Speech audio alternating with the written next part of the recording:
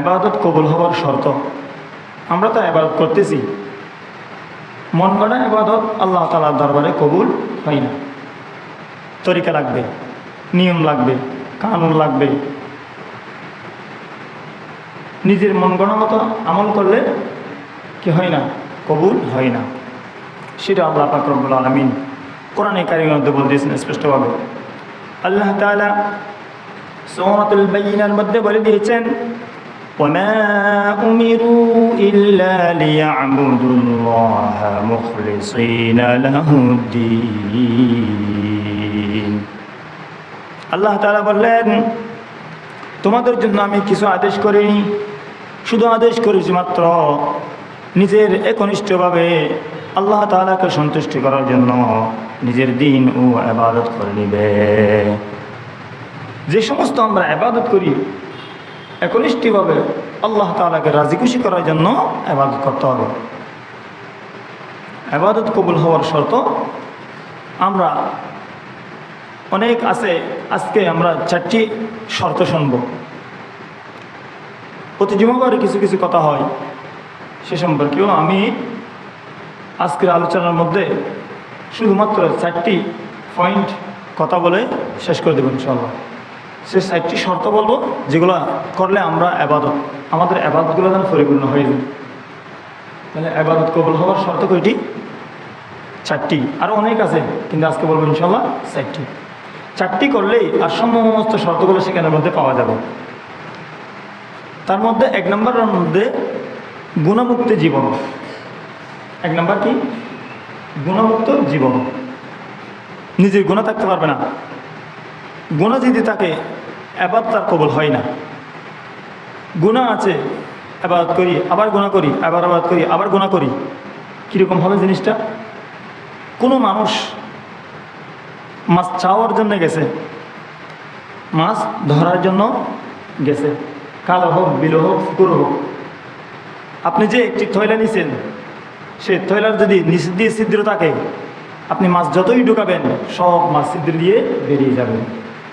অনুরূপভাবে ইবাদত যা করবো ঠিক আছে করতেছি, যদি গুনাহ থাকে সমস্ত ইবাদতগুলো ওই গুনাহ দিয়ে চলে যাবে। সেজন্য 1 নম্বরের মধ্যে কি? ইবাদত করতে হলে ইবাদত কবুল হওয়ার জন্য শর্ত হচ্ছে কি? গুণামুক্ত জীবন। গুনাহ থাকলে ইবাদত তেমন গ্রহণযোগ্য হয় না। আস্তে আস্তে কমাইতে হবে। গুনাহ তো হবে, গুনাহ ছাড়া মানুষ আছে নাকি? আছে নাই? গুনাহ ছাড়া মানুষ নাই, গুনাহ থাকবেই। কিন্তু এরপরেও আল্লাহ তাআলা মানুষকে শ্রেষ্ঠ হিসেবে বানিয়েছেন। কি হিসেবে বানিয়েছেন? শ্রেষ্ঠ হিসেবে বানিয়েছেন। আমি গত জুমাবারে বলছিলাম, কবির ভাষায় কি বলেছেন? মাটির আদমকে শ্রেষ্ঠ করিও, আবার সমস্ত ফেরেশতাদেরকে কি বলার জন্য বলছে? সিজদা করার জন্য বলেছেন। বলছিলাম না? তুমি মাটির আদমকে প্রথম সৃষ্টি করিয়া ঘোষণা করিয়া দিলেন শ্রেষ্ঠ বলিয়া, তাতে নূরের ফেরেশতা করে আদমকে সিজদা, সবার চেয়ে সম্মান দিলেন মাটির আদমকে। আল্লাহু আল্লাহু। আছে না নাই? মাটির আদমকে বানিয়েছেন, এরপরে শ্রেষ্ঠ করে দিয়েছেন কে? আল্লাহ। ফেরেশতাদের চেয়ে শ্রেষ্ঠ। ফেরেশতারা হচ্ছে কি নিষ্পাপ, ঠিক আছে, কিন্তু তাদের আমল হচ্ছে কি নিষ্পাপ থাকাই, তাদের কোনো গুনাহ নাই। মানুষকে কেন শ্রেষ্ঠ করেছেন? মানুষের বিবেক দিয়েছে, আকল দিয়েছে, বুদ্ধি দিয়েছে। গুনাহ করবে, গুনাহ ফিরে আসলে আল্লাহ তাআলা থেকে ভালো লাগে। গুনাহ থেকে ফিরে এসে তওবা করলে কি লাগে? আল্লাহ তাআলা থেকে ভালো লাগে। বিদায় আল্লাহ তাআলা মানুষকে কি করেছেন? সর্বশ্রেষ্ঠ বানিয়েছেন। আবার আল্লাহ পাক রব্বুল আলামিন মানুষকে খুব সুন্দর হিসেবে বানিয়েছেন, সুন্দর আকৃতি দান করেছেন, অবময় দান করেছেন। আল্লাহ পাক রব্বুল আলামিন সূরা 3 এর মধ্যে বলেছেন, লাকাদ খালাকনাল ইনসানা ফি আহসানি তাকওয়িম। আল্লাহ তাআলা মানুষকে সুন্দর অবকাশ দিয়েছেন, সুন্দর কাঠামো দিয়েছেন, সুন্দর আকৃতি দান করেছেন। আর কোনো জাতিকে এরকম সুন্দর আকৃতি দান করে নাই। কিরকম সুন্দর বানিয়েছেন দেখছেন? এরপরেও মানুষ একজনের সাথে একজন মিল নেই। আল্লাহ তাআলা তেমনভাবে বানিয়েছেন। কোনো মানুষ একজনের সাথে আরেকজনের চেহারা মিল নেই, যদিও মিল থাকে অন্য আরেকটা জিনিসের মধ্যে মিল নেই। পায়ের দিক দিয়ে মিল নেই, পায়ের দিক দিয়ে মিল থাকলে এরকম চোখের দিক দিয়ে মিল নেই, যদিও দেখতে কি লাগে একই রকম লাগে। দুটা চোখ আছে, দুটা কান আছে, নাসিকা আছে, হাত আছে। আপনি গিয়ে দেখেন, যখন দেশ থেকে বিদেশে চলে যাবেন আপনার ফিঙ্গারপ্রিন্ট লাগবে। কোনো মানুষ একজনের সাথে আরেকজন ফিঙ্গারপ্রিন্ট মিলবে না, ফুটপ্রিন্ট লাগবে, পায়ের ছাপ। কোনো মানুষ একজনের সাথে একজন মিলবে না। আল্লাহ তাআলা তেমনভাবে বানিয়েছেন, সেটা হচ্ছে কি মানব জাতি। আল্লাহ তাআলা মানব জাতিকে সর্বশ্রেষ্ঠ হিসেবে বানিয়েছেন, সর্বসুন্দর আকৃতি দিয়ে বানিয়েছেন। আবার আল্লাহ পাক রব্বুল আলামিন মানুষকে আকল দিয়েছেন, দিমাগ দিয়েছেন, জান্নাত জাহান্নাম বোঝার জন্য আকল দান করেছেন, জ্ঞান দান করেছেন। করছেন কিনা? ভালো খারাপ চিনি কিনা? চিনি। এরপরে মানুষ গুনাহ করে কেন? আল্লাহ তাআলা দিয়েছেন সে আকল। সক্ষম জিনিস দান করেছেন, ভালো জিনিসও দান করেছেন, খারাপ জিনিসও দান করেছেন। এবার আপনি কোন দিকে যাবেন? ডাইনে যাবেন না বাইরে যাবেন? So decision is you. আপনারই সিদ্ধান্ত, আপনি কল্যাণের দিকে যান অথবা খারাপের দিকে যান। সিদ্ধান্ত আপনার। আপনি জান্নাতে চাইলে যেতে পারবেন, জাহান্নামের দিকে যেতে চাইলে যেতে পারবেন। পথ দুইটাই দিয়েছেন। আল্লাহ চাই আমার বান্দা গুনাহ থেকে ফিরে এসে আমার কল্যাণের দিকে আসুক, জান্নাতের দিকে আসুক, আমার একনিষ্ঠ লাভ করুক। সেজন্য গুনাহমুক্ত জীবন অপরিহার্য। সেজন্য আল্লাহ পাক রব্বুল আলামিন বলেছেন, দিমাগ দান করেছি, মেজাজ দিয়েছি, আকল দিয়েছি, জ্ঞান দিয়েছি, এরপর অস্বীকার করো কেন? আল্লাহ পাক রব্বুল আলামিন সূরা বাকারার মধ্যে বলে দিয়েছেন, কাইফা তাকফুরুনা বিল্লাহি ওয়া কুনতুম আমওয়াতা। হে বান্দা, তোমাকে আমি জ্ঞান দান করেছি, আকল দান করেছি, কাইফা তাকফুরুনা, তুমি কিভাবে অস্বীকার করতে পারো, কিভাবে তুমি নাফরমানি করতে পারো? ফাআহইয়াকুম, তোমাকে আমি, তুমি তো মৃত ছিলা, ওয়া কুনতুম আমওয়াতা ফাআহইয়াকুম, আমি তোমাকে সেখান থেকে জীবিত করেছি। সুম্মা ইউমিতুকুম, আবার তোমাকে আমি পুনরায় কি করবো? মৃত্যুবরণ করাবো। সুম্মা ইলাইহি তুরজাউন, মৃত্যুবরণ করে তুমি প্রত্যাবর্তন হবে, আমার দিকে ফিরে আসবে, সেটা তুমি জেনে রাখো। তোমাকে আমি মৃত থেকে জান দিয়েছি, জিন্দা করেছি। আমরা তো মানুষই ছিলাম না, কিছুই ছিলাম না। আমাদেরকে জান দান করেছেন কে? হায়াত দিয়েছেন কে? আল্লাহ। আমাকে জীবিত করেছেন, আবার মৃত্যুবরণ করাবে, ফিরে যেতে হবে আল্লাহর দিকে। কেন অস্বীকার করো? অস্বীকার করা যাবে না, গুনাহ করা যাবে না। গুনাহ থেকে বাঁচার উপায় কি আমাদের জানতে হবে। তাহলে ইবাদত কবুল হওয়ার জন্য বলেছিলাম কি শর্ত? 1 নম্বর গুনাহমুক্ত জীবন। এখন গুনাহ থেকে তো বাঁচা যায় না, বাঁচার উপায় কি? একটি ঘটনা বললে আপনারা বুঝতে পারবেন। ইব্রাহিম ইবনে আদহাম একজন বিখ্যাত বুজুর্গ, আল্লাহর ওলি। নাম শুনেছেন? যদিও না শুনে আজকে শুনেন। ইব্রাহিম ইবনে আদহাম, তার নিকট একজন ব্যক্তি এসেছিলেন। একজন ব্যক্তি এসে বলতেছেন, হুজুর, এই দুনিয়া তো চাকচক্যময় জীবন, লালসাময় জীবন, সব দিকে যেদিকে তাকায় সেদিকে সুন্দর দেখা যায়। গুনার কোনো তো উপায় নাই, আমি পাচ্ছি না। গুনাহ ছাড়া আমি কিভাবে বাঁচতে পারবো? গুনাহ কিভাবে ছাড়তে পারবো? আমাকে একটু উপায় বলে দিন। গুনাহ কিভাবে বাঁচতে পারবো? গুনাহ থেকে কীভাবে বাঁচতে পারবো আমাকে একটু জানিয়ে দিন। ইব্রাহিম ইবনে আদহাম তাকে বলেন, তুমি যদি 5টা পথ অবলম্বন করতে পারো, 5টা উপায় জানতে পারো, জিনিস জানে রাখতে পারো, তাহলে তুমি অবশ্যই গুনাহ থেকে মুক্ত লাভ করতে পারবে। 5টি জিনিস উপায় তোমাকে দান করবো, যেগুলো তুমি জেনে বুঝবে, তখন সেইগুলো জিনিস যখন বুঝে আসবে তোমার, তখন তুমি ওই গুনাহ থেকে বাঁচতে পারবে। তার মধ্যে 1 নম্বর হচ্ছে কি, তুমি পাপ করতে পারো, তুমি পাপ কাজ করেছো ঠিক আছে, কিন্তু আল্লাহর দেয়া রিজিক থেকে তুমি বিরত থাকতে পারবে কিনা? যদি বিরত থাকতে পারো তাহলে তুমি গুনাহ থেকে বাঁচতে পারবা। আল্লাহর দেয়া রিজিক আমাকে আল্লাহ তাআলা দান করেছেন ঠিক আছে, সেগুলো থেকে যদি আমরা বিরত থাকতে পারি তাহলে গুনাহ থেকে বাঁচতে পারবো। বলুন ইয়া কীভাবে এগুলো? এটা তো কোনোদিন অসম্ভব। পাপ করবো কাজ ঠিক আছে, কিন্তু আবার আল্লাহর দেয়া রিজিক কীভাবে খাবো? তার মানে আমি যদি আল্লাহর দেয়া রিজিক খেতে চাই তাহলে আমি পাপ করতে পারবো না। আল্লাহর দেয়া রিজিক কীভাবে অস্বীকার করবো আমি? বুঝাতে পারি না মনে হয় এখন। যদি পাপ করতে চাও তাহলে তুমি সেখান থেকে বিরত থাকো, আল্লাহর দেয়া রিজিক থেকে বিরত থাকো, তাহলে পাপ করো। আর যদি পাপ না করো তাহলে আল্লাহর দেয়া রিজিক আহরণ করো, খাও। এবার বুঝাতে পারছি? তাহলে আল্লাহর দেয়া রিজিক যদি আমরা খেতে চাই তাহলে আল্লাহর পাপ করা যাবে না। 2 নম্বর, তুমি পাপ কাজ করতে পারো কিন্তু তুমি যেখানে বসবাস করো সেই বসবাসযোগ্য হিসেবে তুমি বানিও না। তুমি যদি বসবাসযোগ্য না বানাও তাহলে কি বানাবো? এই পৃথিবীকে বসবাসযোগ্য তো বানাতে হবে। যদি বানাই তাহলে আল্লাহর দেয়া জমিন, এই জমিন থেকে আমাকে বসবাস করতে হবে। আমি কিভাবে কি পাপ কাজ করব? 3 নম্বর, তুমি পাপ কাজ করতে পারো, তুমি যেখানে যাও যেন তোমাকে আল্লাহ না দেখে সেরকম করে তুমি পাপ কাজ করো। পাপ কাজ করব, গুনাহ কাজ করব, কিন্তু যেন আল্লাহ না দেখে। হুজুর সেটাও কি সম্ভব? কোনোদিন সম্ভব না। যেখানে যাই না কেন আল্লাহ তো সবগুলো দেখবে। তাহলে আল্লাহ যদি দেখেন তাহলে পাপ কাজ কীভাবে করা যাবে? কখনো করা সম্ভব নয়। আবার বলেছেন কি, কিয়ামতের দিন তোমাকে যখন জাহান্নামের দিকে নেওয়া যাবে তখন বলবে ওই ফেরেশতাদেরকে, তোমরা আমাকে জাহান্নামের দিকে নিয়ে যাইও না, আমাকে জান্নাতের ফেরেশতাদের সাথে শামিল করো।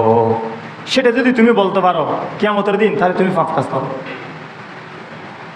সেটাও অসম্ভব। জীবনও কিয়ামতের দিন আমার যদি জাহান্নামের ফয়সালা হয় জান্নাতের ফেরেশতাদের সাথে কীভাবে অন্তর্ভুক্ত হবো? পারবো কোনোদিন? তাহলে পাপ কাজ ছাড়তে হবে। আরেকটি বলেছেন কি, যখন আজরাইল আসবে তখন আজরাইলকে বলবে তুমি আমাকে একটু তওবা করার সুযোগ দাও। সেই কাজ যদি তুমি করতে পারো, সেটা যদি তুমি নিশ্চিত থাকো তাহলে তুমি পাপ কাজ করতে পারবে, অন্যথায় তুমি পাপ কাজ করতে পারবে না। এই 5টি উপায় যখন বলেছেন তাই তো ঠিক। বসবাস করতে হবে দুনিয়ায়, খাইতে হবে আল্লাহর রিজিক। হ্যাঁ, কিয়ামতের দিন সেটাও বলতে পারবো না, আজরাইলকে বলতে পারবো না আমাকে একটু তওবা করার সুযোগ দাও, সেটা তো বলা যাবে না, অসম্ভব। তাহলে এই পৃথিবীতে আর কোনো পাপ কাজ করা যাবে না। তাহলে 1 নম্বর শর্তে কি বলেছি? গুনাহমুক্ত জীবন। 2 নম্বর হচ্ছে কি এখলাস। এখলাসের সহিত আমল করতে হবে। যে ব্যক্তি এখলাসের সহিত আমল করবে আল্লাহ পাক রব্বুল আলামিন তার আমলগুলোকে কবুল করে নেবেন। এখলাস, একনিষ্ঠভাবে আল্লাহকে রাজি খুশি করার জন্য। এক সাহাবী বললেন, ইয়া রাসূলুল্লাহ, ইয়া হাবিবাল্লাহ, মাল ঈমান, ঈমান কি আমাকে একটু বলে দিন। রাসূল করিম সাল্লাল্লাহু আলাইহি ওয়াসাল্লাম বলেছেন, ক্বালাল ঈমানুল ইখলাস।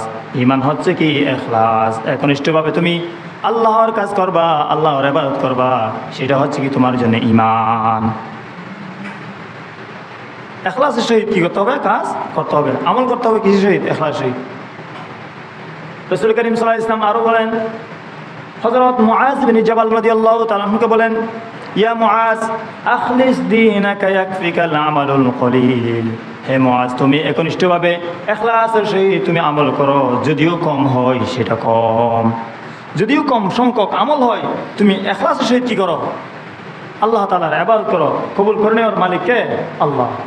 তাহলে আমরা যদি গুনাহমুক্ত জীবন লাভ করি, ইখলাসের সহিত যদি আমল করি, তাহলে আমাদের ইবাদতকে আল্লাহ তাআলা কবুল করে নেবেন। বলেন আমিন। ইখলাসের বিপরীত হচ্ছে শিরিক, রিয়া। যারা ইখলাসের সহিত আমল করে না তারা লৌকিকতার জন্য আমল করে থাকে। মানুষকে দেখাবার জন্য কোরআন তেলাওয়াত করে, মানুষকে দেখাবার জন্য হজ করে, মানুষকে দেখাবার জন্য অন্যান্য ভালো আমলগুলো করে, দান সাখাওয়াত করে। আছে না নাই?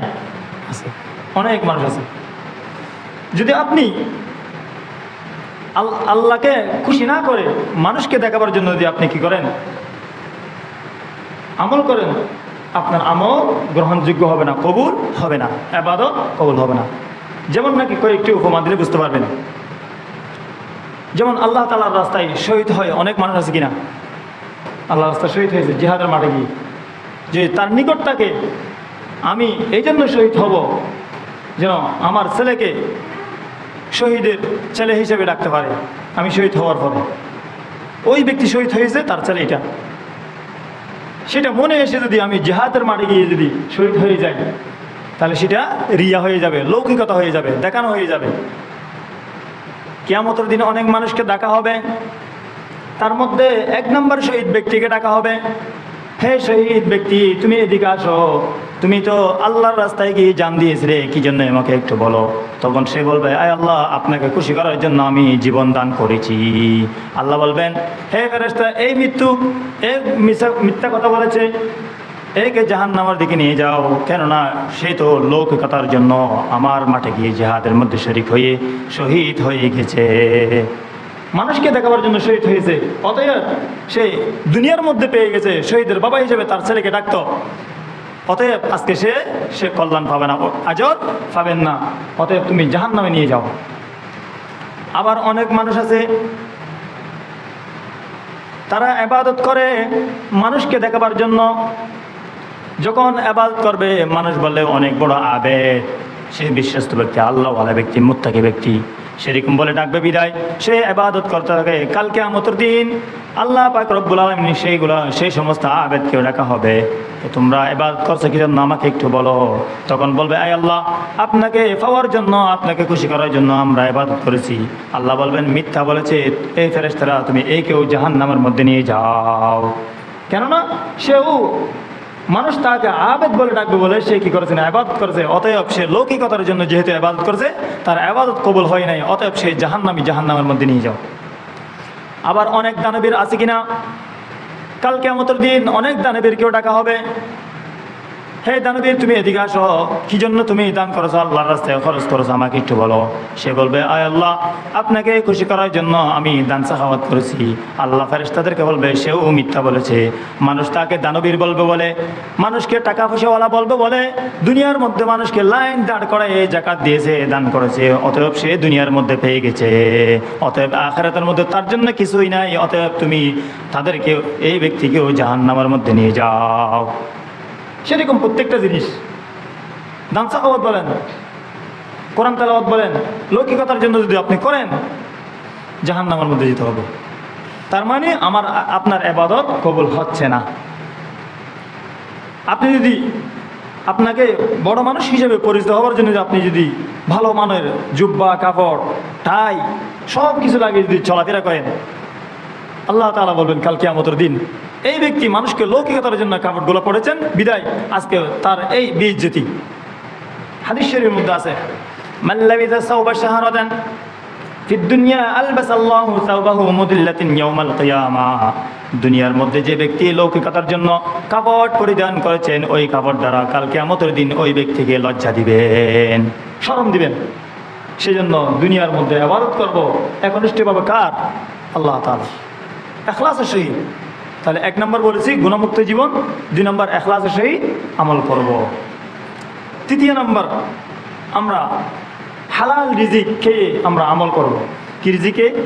হালাল রিজিক, হারাম খাওয়া যাবে না, কোনো হারাম জিনিস খাওয়া যাবে না। আপনি সুদ খেয়েছেন, ইবাদত করেছেন, কবুল হবে না। ঘুষ খেয়েছেন, ইবাদত করেছেন, কবুল হবে না।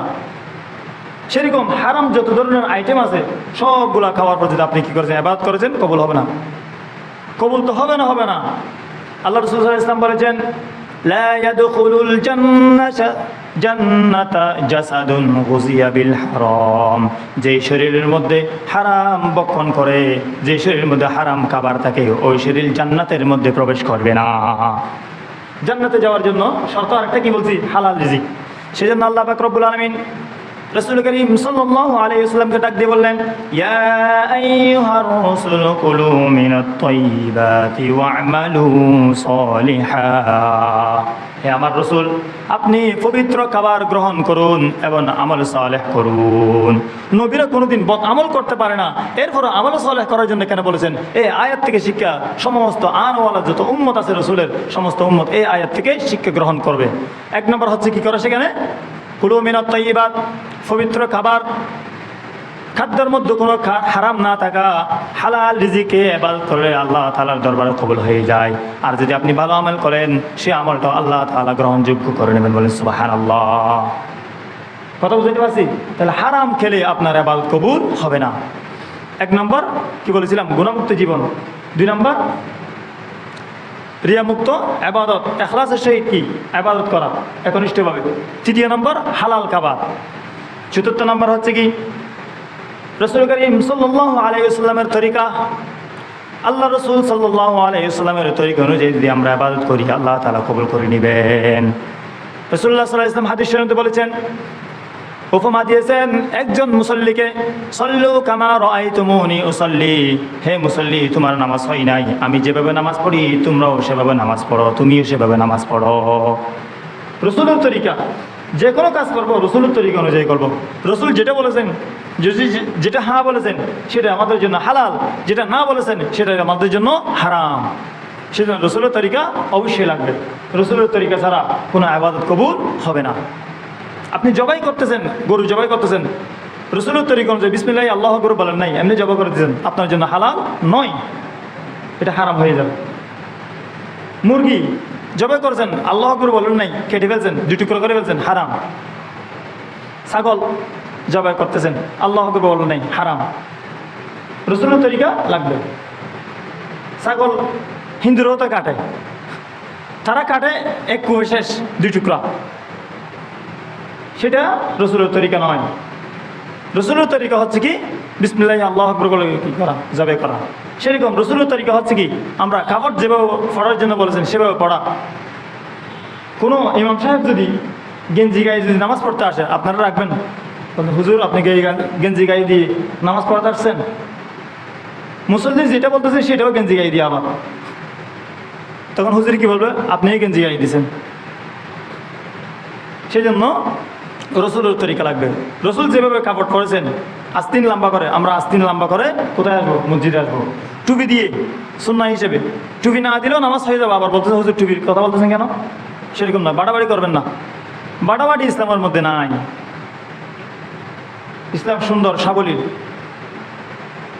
আপনি রাসূলের তরিকা মানবেন, আপনার নামাজ হয়ে যাবে, সুন্দর হয়ে যাবে। সেজন্য রাসূল করিম সাল্লাল্লাহু আলাইহি ওয়াসাল্লাম বলেছেন, মান আহাব্বা সুন্নতি ফাকাদ আহাব্বানি ওয়া মান আহাব্বানি কানা মাই ফিল জান্নাহ। যে ব্যক্তি আমাকে যদি ভালোবাসতে চায় তার আমার সুন্নতকে ভালোবাসবে। যে ব্যক্তি আমার সুন্নতকে ভালোবাসবে অবশ্যই আমাকে ভালোবেসে নেবে। আর যে ব্যক্তি আমাকে ভালোবাসবে কাল কিয়ামতের দিন আমার সাথে জান্নাতের মধ্যে থাকবে। সেজন্য আমরা রাসূল সাল্লাল্লাহু আলাইহি ওয়াসাল্লামের তরিকা অনুযায়ী যদি চলতে চাই, তাহলে রাসূল সাল্লাল্লাহু আলাইহি ওয়াসাল্লাম যেভাবে বলতে বলেছেন, করতে বলেছেন সেভাবে করা। আল্লাহ রাসূল সাল্লাল্লাহু আলাইহি ওয়াসাল্লাম আর হাদিসের মধ্যে বলেছেন, আলাইকুম বিসুন্নতি, তোমরা আমার সুন্নতকে আঁকড়ে ধরো, ওয়া সুন্নাতুল খুলাফায়ে রাশিদিন আল মাহদিয়িন, এবং আমার পরবর্তী যারা খুলাফায়ে রাশিদিন আসবে তাদের সুন্নতকে আঁকড়ে ধরো। শুধু আমরা রাসূলের সুন্নাহ আছে ওমর রাদিয়াল্লাহু তাআলা করেছেন সেটা করতে পারবো না, আলী রাদিয়াল্লাহু তাআলা করেছেন সেটা করতে পারবো না, সেটা নয়। সমস্ত সাহাবীরাও মেয়ারা হক, রাসূল সাল্লাল্লাহু আলাইহি ওয়াসাল্লামের কথাও সত্য, আল্লাহর কথাও কি সত্য। সেজন্য এই চারটি জিনিস আমরা সামনে রেখে আমরা যদি আমল করি, আল্লাহ পাক রব্বুল আলামিন আমাদের আমলগুলোকে কবুল করে নেবেন, বলেন সুবহানাল্লাহ। এই চারটি কথা বলা হয়েছে, আমরা ইবাদত করতেছি ইনশাআল্লাহ এই চারটি অনুযায়ী যদি কমাস কম করতে পারি, তাহলে আমাদের ইবাদতগুলোকে কবুল করে নেবেন কে? আল্লাহ। আল্লাহ পাক রব্বুল আমাদের সকলকে আমল করার তৌফিক দান করুক। ওয়া মা আলাইনা ইল্লাল বালাগ। আসসালামু আলাইকুম ওয়া রাহমাতুল্লাহ। যাদের সুন্নাহ বাকি আছে আমরা সুন্নাত আদায় করি।